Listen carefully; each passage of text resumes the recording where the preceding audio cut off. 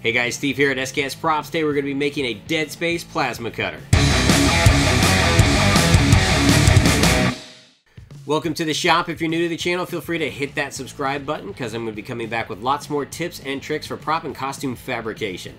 Today's build, we're going to be making a plasma cutter from the video game Dead Space, one of my favorites. Now, I built Isaac's costume about 5 years ago, and it was very labor intensive. It was about 3 months, 300 hours worth of work, start to finish. The thing I really didn't like about it was my original plasma cutter. I had to rush it near the end, so it was a Nerf mod with some additional styrene on there, but it was never 100%.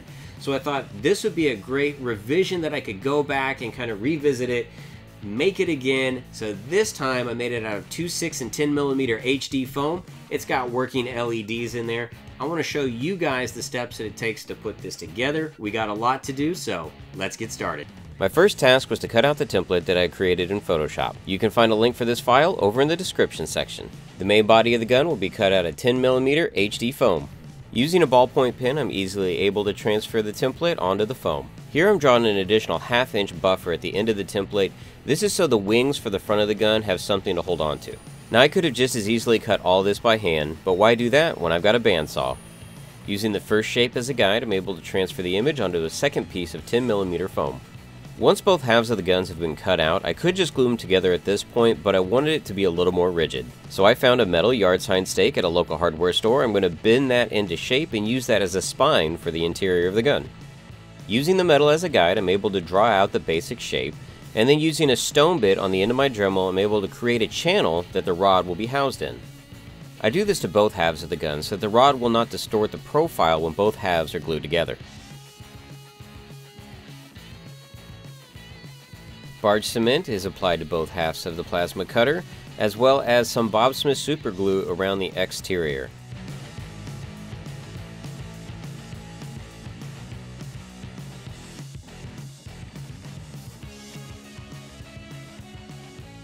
Once the two halves have been placed together, I go back to the template and start cutting out all the additional pieces that we're going to build up. One thing that you notice is that I'm marking where the template pieces line up so that we can register them down the road. For this slight buildup on the plasma cutter, I'm going to be using 2 millimeter HD foam.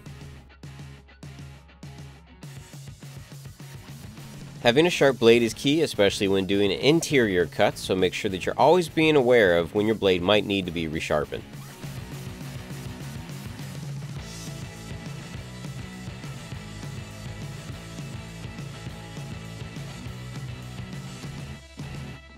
When I've got identical pieces on either side of a prop, I usually try to mark the interior so that I'm applying adhesive to the right side.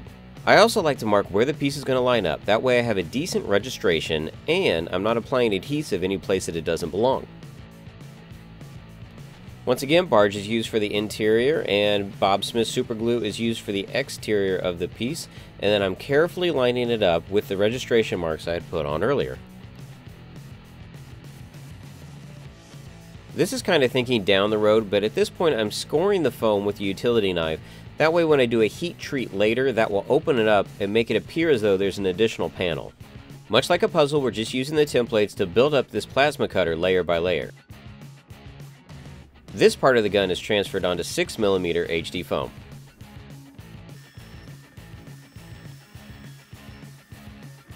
I usually use barge cement if I've got larger pieces that need to go together, but when I start getting down to these detailed pieces, I pretty much switch over to just CA glue. I use a belt sander to shape the backside of the handle, and I use a Fordham rotary tool to shape the interior. This also gives me the opportunity to start rounding off some of the edges before we start adding additional layers.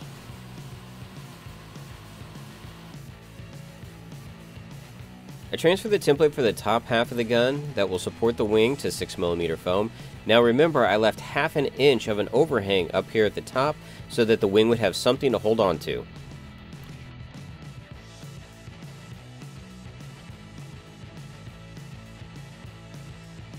This piece is attached using CA glue, and you can tell that we're really starting to define the shape of the gun.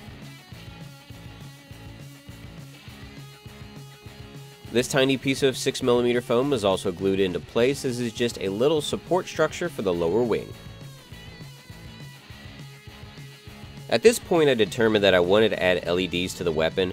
Honestly, this is a step I should have done when the gun was still in halves. That way I could have ran all the wiring back to the trigger or somewhere else. I'm actually taking a blade and slicing the two halves open a little bit just so I can insert some LEDs into the front of the gun. Now this ugly seam won't be there in the end because we're going to cover this with some 2mm HD foam. Here I use a tongue depressor to gently push the wires back into the front face of the gun. That way none of the wires will be exposed in the final version. And once again, a thin strip of 2mm HD foam is used to cover up that small seam.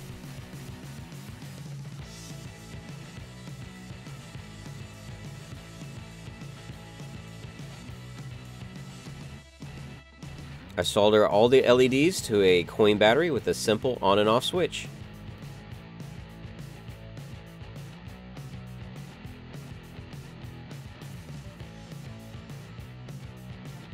The template for the grip is first drawn onto the gun itself and then transferred onto some 6mm HD foam.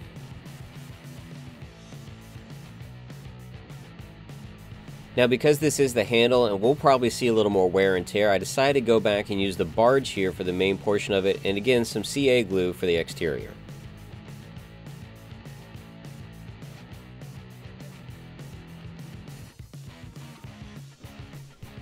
Using a fine grit sanding drum on the end of my Fordham rotary tool, I start to refine the shape of the grip. This is a high density foam, so throughout the build I'm constantly using sanding sponges to refine the contours.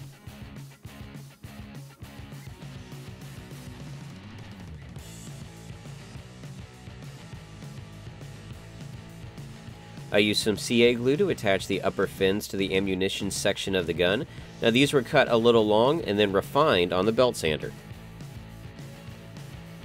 Now being a prop maker, I've got lots of little resin cast bits sitting around, so I thought that these little button tops would look great at the bottom of the handle.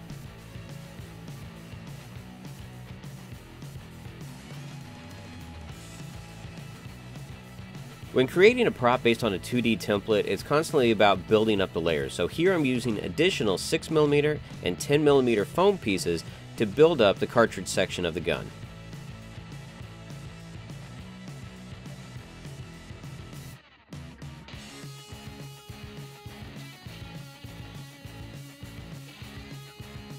A strip of 2mm foam is glued to the top for a final detail, and then a small resin cast button is glued to the back.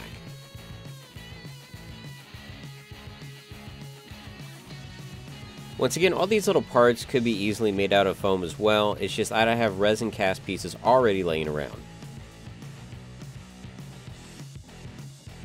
The front fin templates are transferred onto 10mm foam and cut out on the bandsaw.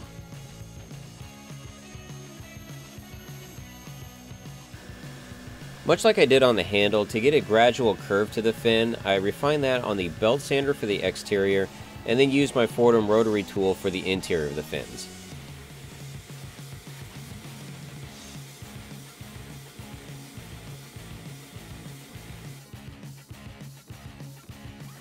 I draw out a basic template for me to follow and then glue down some extremely thin strips of 2mm foam as a detail.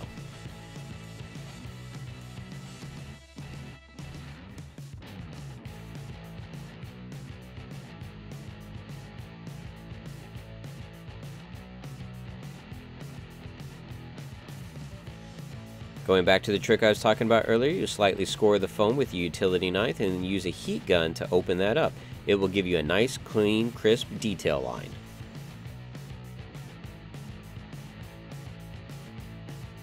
Now the fumes that come off of foam when you heat it up are not good for you, so make sure that you are wearing an appropriate respirator when you're applying this trick.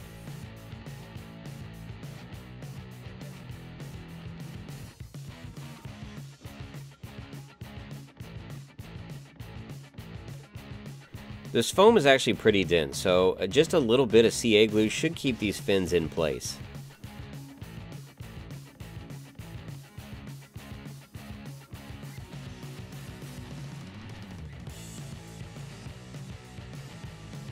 Additional strips of 2mm foam are used to go back through and detail out parts of the body.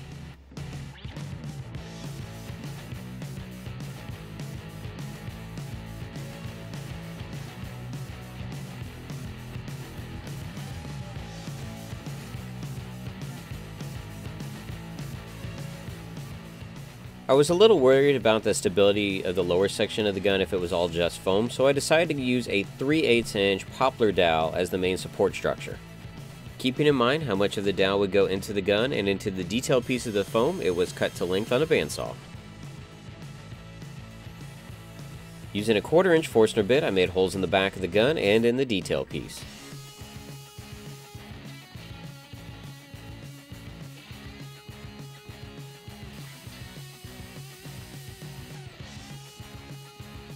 The dowel was glued into place with some super glue and stood out great on its own.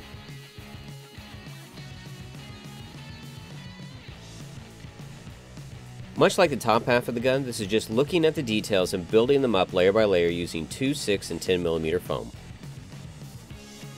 To finish off these two little detail sections down at the bottom, I decided to use some HD foam round dowels.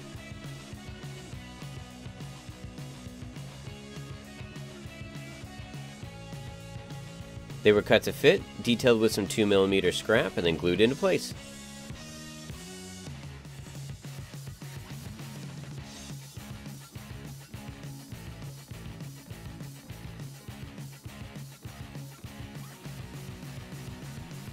To make the two block pieces on the sides, I cut some 10mm foam and then refined that with a rotary tool, and then using some 400 grit sandpaper was able to round them off.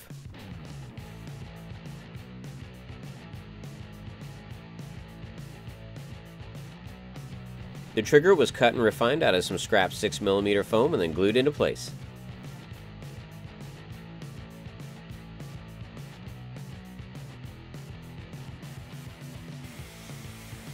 Now that the major construction of the gun has been completed, I take it over to the sanding station and refine all of the edges with a stone bit.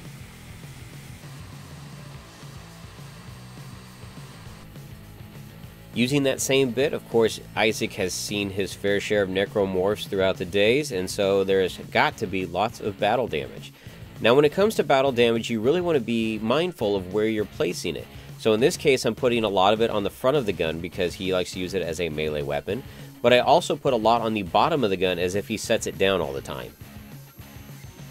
Alright guys, well that is the construction portion of our Dead Space plasma cutter with working LEDs in there.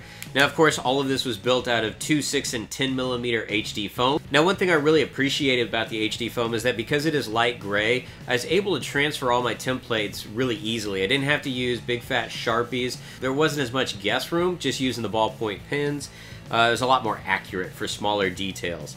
Now it's time to do the sealing and painting portion of this build, so to seal this off I'm going to be using Plasti-Dip, and then of course I'll be painting it by hand using Liquitex heavy body acrylics. We still got a ton to do, so let's get started. The entire gun was given 3 light coats of Plasti-Dip. Before I add my primer, I decided to go ahead and put on my googly eyes that I'll be using for faux rivets on the gun. A Rust-Oleum metallic silver is applied to the entire surface, and a yellow ochre is airbrushed onto the fins.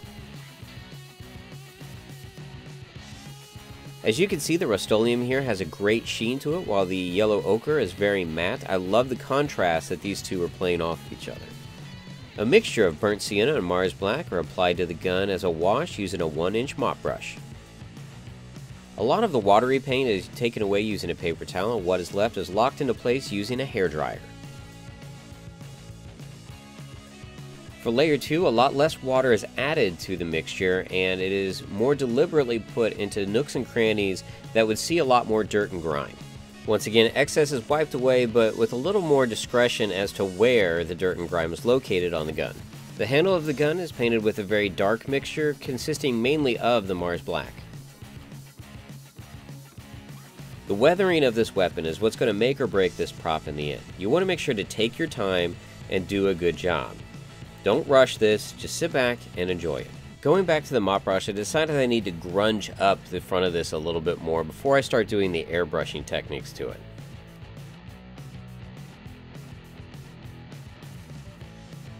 I go back in with the yellow ochre just to highlight certain portions on the fins.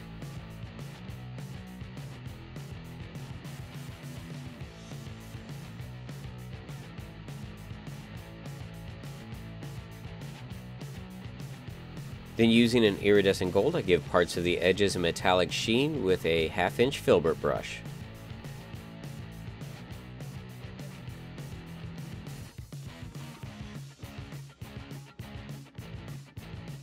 Using Liquitex Heavy Body Iridescent Rich Silver and a 1/2-inch filbert brush, I then start to go in and highlight all the silver exposed areas.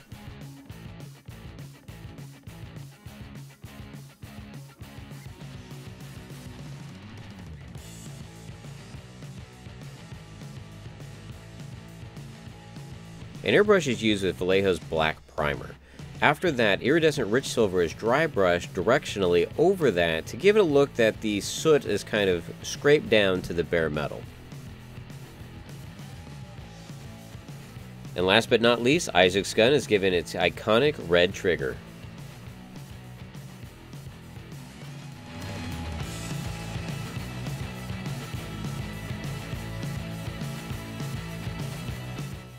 So you guys can see what it takes to put together a Dead Space plasma cutter with working LEDs. Now again, the templates for this can be found over in the description section. Feel free to download those and attempt this build yourself.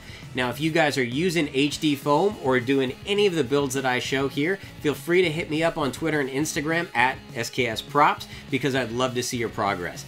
Now if you guys enjoyed this video, be sure to hit that like button and subscribe, and be sure to swing back by again for more tips and tutorials. Until then, thanks for stopping by.